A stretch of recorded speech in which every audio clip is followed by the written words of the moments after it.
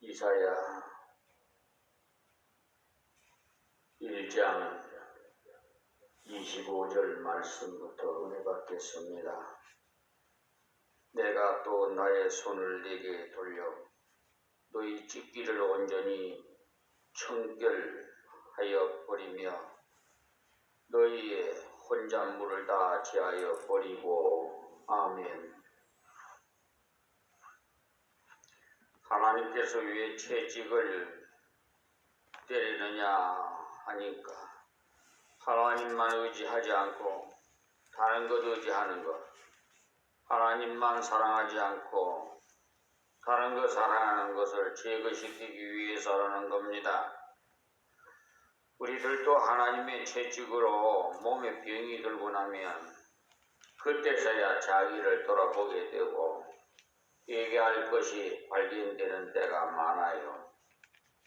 또 물질적인 실패를 당하고 나서야 인간의 그 탐욕의 찌꺼기를 발견하게 되고요. 전에까지는 물질이 보배 같았는데 가만히 생각해 보니까 그것이 신앙생활의 순수성을 방해하는 경우도 있다는 것을 발견하고 물질에 대한 집착을 버리게 된다는 것입니다. 하나님께서 성도를 치시는 것은 결코 망하라고 때리는 것이 아닙니다. 그런데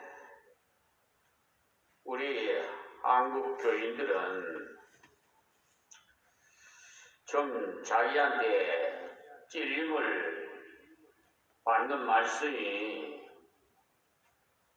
들리면은 치는 설교라고, 은혜가 안 된다고 떠나는 경우가 종종 있어요. 그런 것을 보면 아직 이건 하나님의 그 참 뜻을 깨닫지 못한 어린 신앙이구나, 이것을 감지할 수가 있습니다. 하나님께서 때리는 것이 말하고 때리는 건 아니에요. 우리가 부모가 자식에게 회초리를 때릴 때 그 자식이 미워서 종아리를 걷어서 회초리로 때립니까? 요즘은 그랬다가는 또 뭐 아동 무슨 뭐 학대라고 해가지고 또 뭐 세상법에 저촉이 되게 된다고 합니다. 그런데 우리 어렸을 때는 항상 선반에 회초리가 준비되어 있었어요. 그래서 무슨 일을 잘못하면 부모님께서 사랑하는 마음으로 종아리를 걷어라 해서 회초리로 치는데 부모님의 그 마음은 얼마나 아프겠어요. 그것을 생각하면 우리 아버지 하나님께서도 하나님의 사랑하는 아들, 딸들에게 이렇게 때릴 때마다 얼마나 마음이 아프실까, 저는 그렇게 생각해 봅니다. 여러분들도 그런 말을 자식들에게 하실 때가 있을 거예요. 아이들이 속을 썩일 때 이 원수야라고 하지 않습니까? 옛날 사람들은 묘하게 좀 듣기가 감정적인 좀 그런 언어를 많이 쓰는 경우를 우리가 키우고 자랐어요. 근데 요즘은 많이 젊은 부부들이 교육을 받아서 오이냐 눈에 키가 들어가도 안 아플 정도로 자식들을 사랑하는 마음 가진 부모들이 종종 많이 보게 됩니다. 그런데 극소수가 잘못된 또 길로 못된 아동 학대를 해서 자식이 무슨 죄가 있어요. 옷도 피워보지도 못하고 그냥 세상을 떠나는 경우도 보면 마음이 아픕니다. 그러니까 여기서 하나님께서 의적으로 표현하셨으므로 표현이 그렇다는 말씀이 하나님께서는 그들로 돌아오게 하는 것이 채찍을 때리시는 목적이기 때문입니다. 26절에 내가 너희의 사사들을 처음과 같이 아멘. 여기 사사란 말의 원래 뜻은 재판관이라는 뜻입니다. 이스라엘을 다스리는 사람들이 협잡함으로 하나님께서 치시니 그들이 깨닫고 우리가 잘못되었구나, 우리에게 높은 지위를 주신 것을 형제를 사랑하라고 주셨는데 협잡하였으니 잘못되었습니다 라고 자백하고는 옛날에 하나님이 쓰임받는 사사들처럼 바른 사사가 되더라는 것입니다.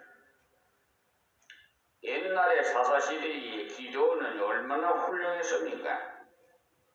기드온이 전쟁에 승리하고 돌아오니까 당신이 우리의 왕이 되소서라고 백성들이 간청했을 때 그대들의 왕은 하나님이시므로 내가 왕이 될 수 없다고 했어요.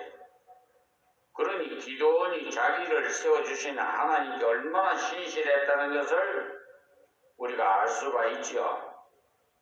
요사이는 세워주지 않아서 탈인데 그렇지 않습니까? 요사이는 하나님의 종들도 하나님 받들듯이 자기를 받들어 주기를 원하지 않습니까? 그런데 기도는 영광을 오직 하나님께만 돌리는 하나님의 귀한 사사였어요. 너희 모사들은 본래와 같이 회복할 것이라. 이 말씀은 모사라는 요사이 말로 하면 대통령 비서실 같은 것을 말하는데 이 모사가 하나님의 지혜를 받아서 백성들을 바르게 다스리도록 통치자를 보좌하게 하겠다는 것입니다. 그리한 후에야 네가 의의 성읍이라 시실한 고울이라 칭함이 되리라 하셨나니 라고 말씀합니다. 그렇게 될 때 하나님께서 인정하시겠다는 거죠. 교회가 하는 일은 죄인을 의인으로 만드는 겁니다. 교회의 본연의 사업은 죄인을 의인 만드는 것입니다. 하나님께서 간섭하셔서 교회다운 교회가 되도록 하시겠다는 것입니다. 그런데 지금 우리 한국교회는 어떻습니까? 오히려 하나님께서 기름 부은 종들이 비행위를 하고 있어요. 이방인들에게도 좋지 않는 인상을 남기고 하나님께 영광을 가리는 더러운 짓거리들을 하고 있다 이 말입니다. 물질, 도둑질을 하지 않나? 성추행을 하지 않나? 예? 또 생명을 존중히 여기야 하는데도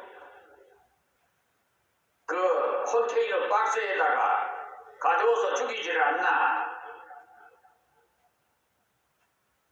이것이 하나님을 대적하는 일이 아니고 무엇입니까? 우리 한국교회 모든 리더자들이 다 회개해야 돼요. 그에 따르는 교인들이 무엇을 보고 배우겠어요? 그러니 세상이 이렇게 부패하고 썩어서 사법부가 이 나라의 사회의 질서와 기강을 바로잡는 중추제 역할을 해야 되는데 법원 내에 판사가 변호사하고 서로 정관예우로 소송 비용 담보 제공 명령을 내려서 허위 공문서 작성을 해서 소가를 소송 목적인 값으로 둔갑을 시켜서 그것도 소장 부분을 받은 30일 이내에 답변서를 제출해야 되는데 103일 만에 제출하니 그건 완전히 불법인데도 불구하고 그것을 받아서 돈을 1,000만 원 가까이 담보 제공을 명령을 내려서 그것을 공탁금으로 걸었더니 패소시켜서 잔치 벌리잖아요. 그것이 다 누구 책임이에요? 한국교회의 리더자들이 회개해야 돼요. 도둑질 하지 말라고 설계해놓고는 하나님 돈을 횡령을 해. 이게 이치에 맞는 일을 해야지. 참 어이가 없어서. 그리고 하나님 짝지어진 사모님 사랑하지 무슨 자기 교회 다니는 교인들하고 성추행을 해가지고 창피스럽고 더러운 짓거리를 해. 마귀 사탄이 종노릇을 하지 하나님의 종이에요. 그게 거짓 선지자들이 얼마나 많은지 몰라. 하나님 꼼짝마. 까불면 내 소리 죽어. 이러지를 않나.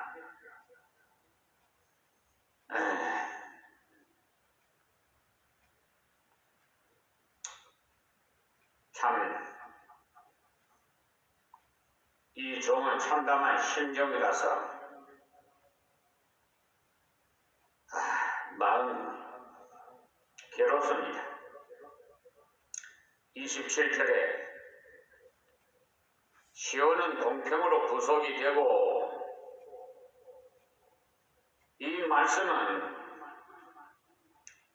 시온이라는 것은 원래 선거를 말하는데 예루살렘을 가리키는, 그러나 여기서는 이스라엘 전체를 가리켜. 공평이란 말은 어느 편으로 기울지 않고 진리대로 행하시는 하나님의 통치 원리를 말씀하는 그런 하나님이시기 때문에 진리로 돌아갈 때 하나님께서 반드시 받아주시고 새롭게 하신다는 것입니다. 또 그 규정한 자는 의로 구속이 되리라 하십니다. 규정한 자라는 건 채찍을 맞아서 깨닫고 돌아온 자를 가리키는 말이에요. 그렇게라도 돌아온 자를 하나님께서 귀하게 여기신다는 것. 여러분들이 하나님께 한번 채찍 맞았다고 해서 그분이 여러분을 미워하시는 것 아닙니다. 사랑하시기 때문에 채찍을 때리시는 것입니다. 여러분이 혹 실패를 당했습니까? 하나님 하나님의 부르시는 손짓인 줄을 아시기 바랍니다. 그 손짓을 보고 돌아오면 하나님께서 어려운 자를 불러주세요.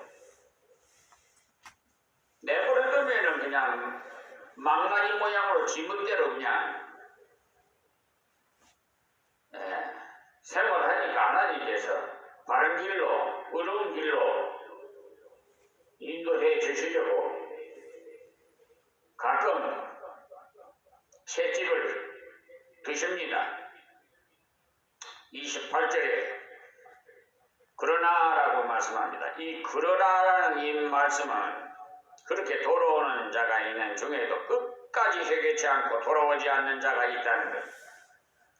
그런 자에게는 은혜를 거절함으로 어쩔 수 없이 하나님이 심판을 행한다는 겁니다. 그 때문에 구원은 심판과 언제나 같이 있습니다. 다시 말해서 하나님은 사랑이 하나님이시지만 공의의 하나님이시라는 것입니다. 심판이 있는 중에 건져주시는 구원이 있는 거죠. 앞으로 지옥 갈 자가 있으니까 천국 갈 자도 있는 것이죠. 지옥이 없다면 천국이 없어도 되는 것 아닙니까? 그러나 패역한 자와 지인은 함께 패망하고 여호와를 버린 자도 멸망할 것이라. 패역이란 거듭거듭 대적하는 것을 말합니다. 깨달을 만큼 맞기도 하고 책망도 들었건만 계속 엇길로 가는 것을 패역입니다.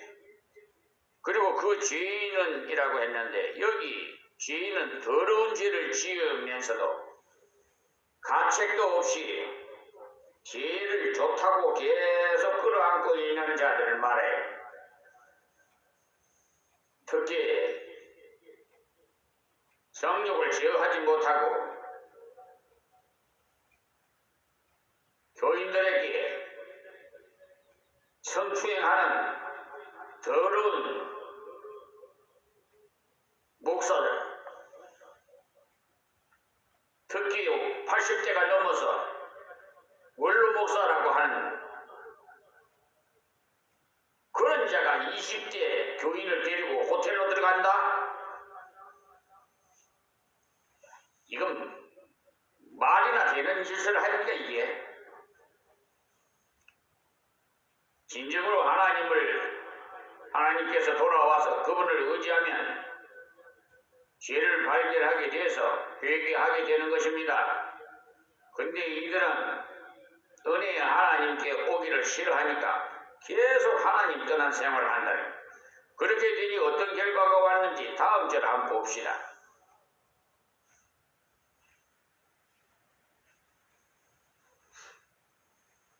29절이에요.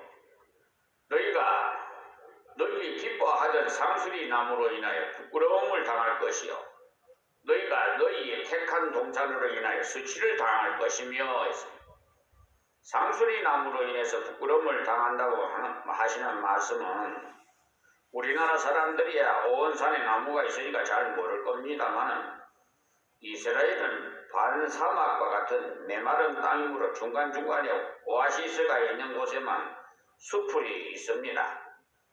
그래서 마물의 상수리 수풀이라든지 막벨라 불 옆에 있는 숲이라든지 하면서 숲에 대한 말이 성경에 들어 나오는데 그렇게 중간중간에 있는 숲풀에서 우상 숭배를 해요.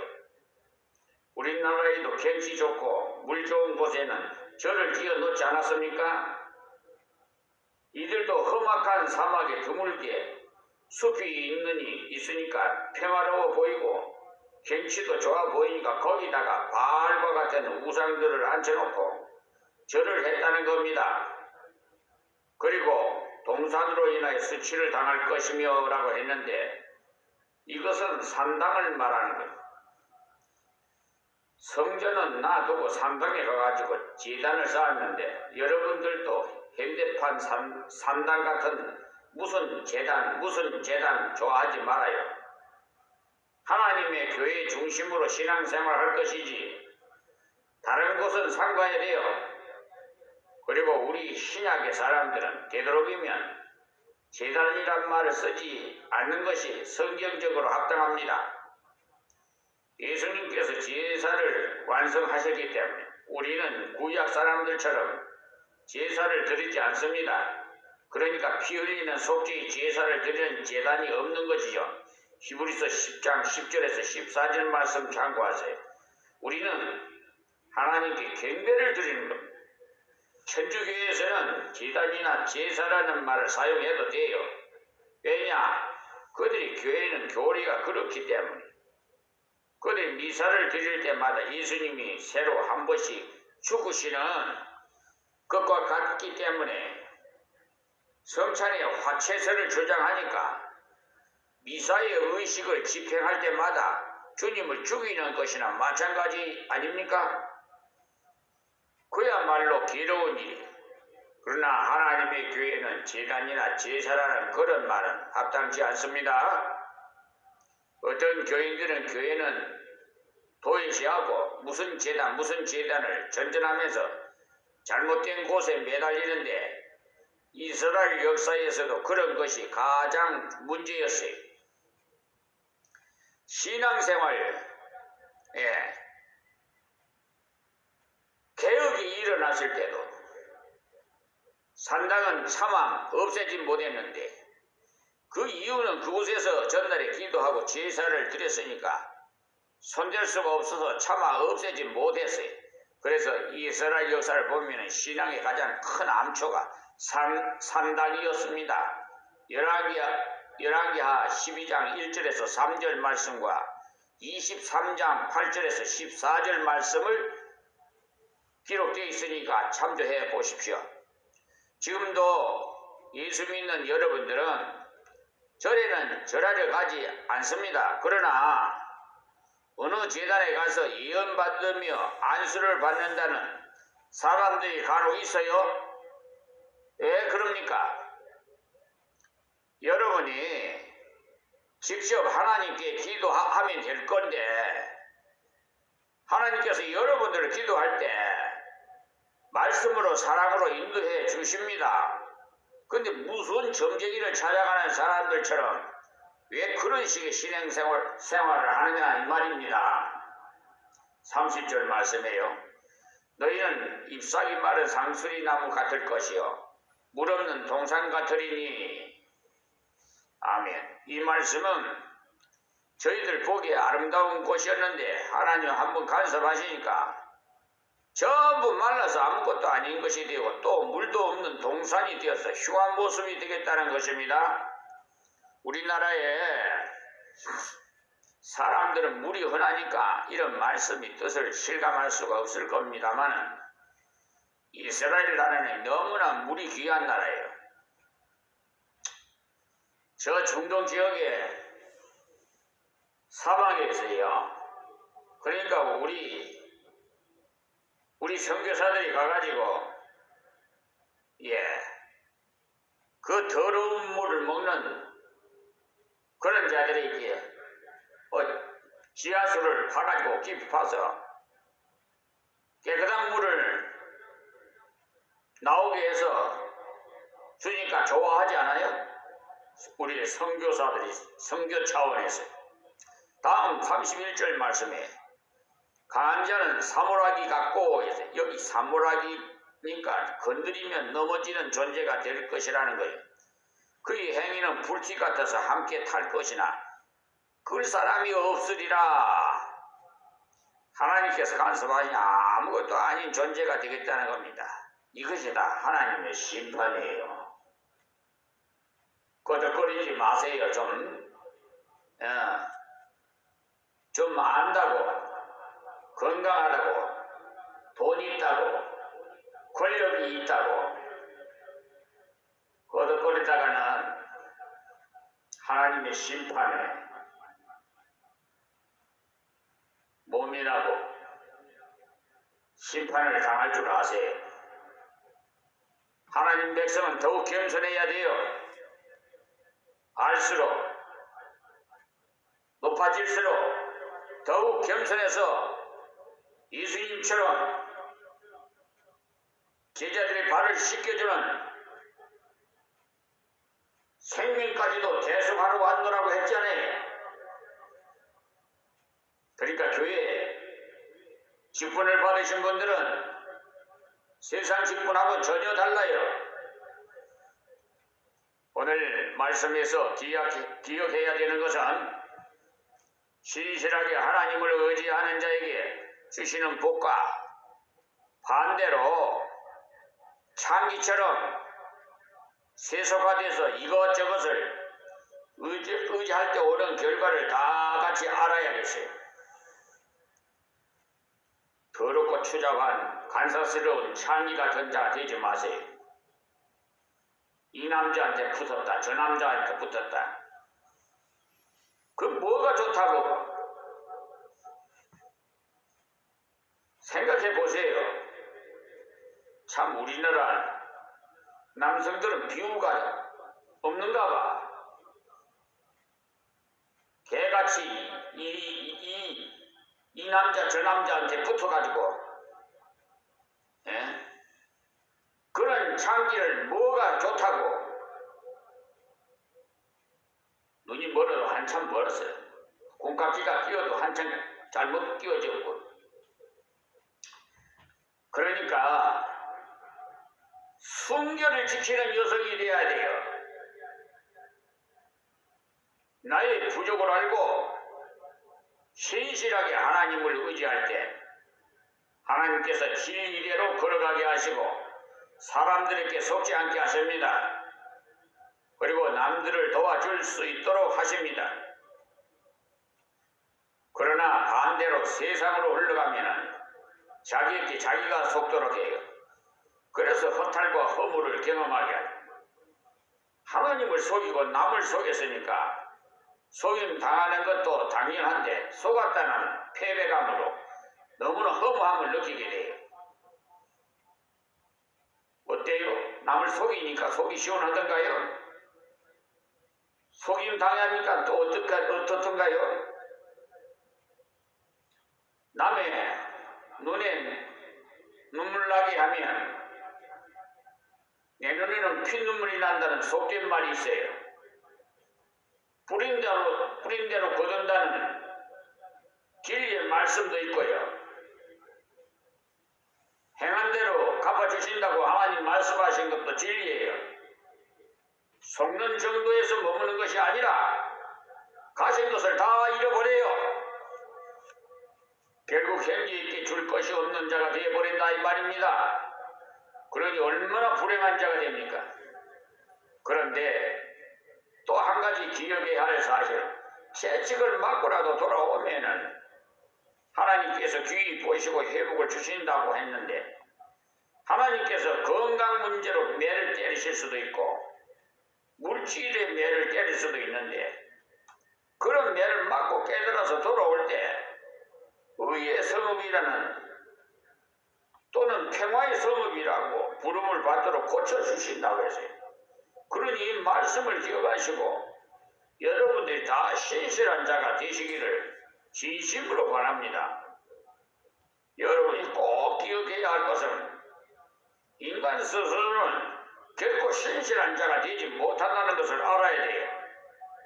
오직 하나님을 의지할 때 신실한 자로 만들어 주십니다. 그러므로 모든 일에 하나님을 의지하는 증거로 그 말씀을 의지하고 순종할 능력을 주시기를 구해서 하나님이 주시는 능력으로 순종하시기를 바랍니다. 그래서 자신이 받은 은혜를 절망에 빠진 자들에게 나눠주는 증거제가 되시기를 간절히 주님의 이름으로 부탁드리며 말씀을 맺겠습니다. 하나님 감사하고 고맙습니다. 이 새아침 주신 말씀이 전 세계 유튜브를 통해서 이 말씀이 땅끝까지 증거되게 하심을 믿습니다. 귀 있는 자는 다 듣게 하여 주셔서 그동안 하나님 앞에 잘못된 행위가 있다면 회개하고 신실한 사랑하는 하나님의 아들, 딸들이 되게 하여 주시옵소서. 특별히 믿음이 부족한 자에게 믿음을 더해 주시옵시고, 의지가 부족하오니 성령으로 압도하셔서 우리의 뜻대로 마옵시고, 아버지 뜻대로 하나님의 아들, 딸들을 다스려 주시옵소서. 예수님의 이름으로 기도하옵나이다. 아멘. 하나님께 찬양 드리겠습니다.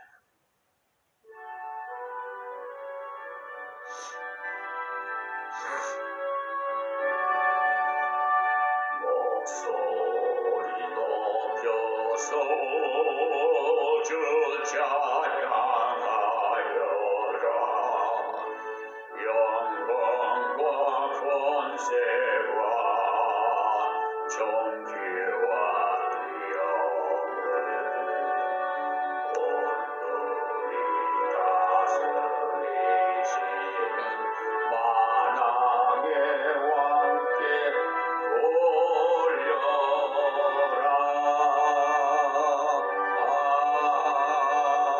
아멘.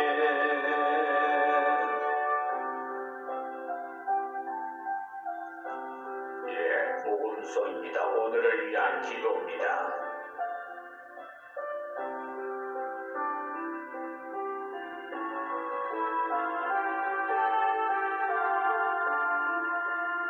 여러분, 기도한 마음으로 찬양을 드리세요. 잃어버린 것들에 애달파하지 않으며 살아있는 것들에 연연하지 않으며 살아가는 일에 탐욕하지 않으며 나의 나됨 버리고 오직 주님의 안에 살아있는 오늘이 되게 하옵소서. 가난해도 기울하지 않으며 부요해도 오만하지 않으며 모든 나를 떠나도 외로워하지 않으며 억울한 일 당해도 원통하지 않으며 소중한 것 상실해도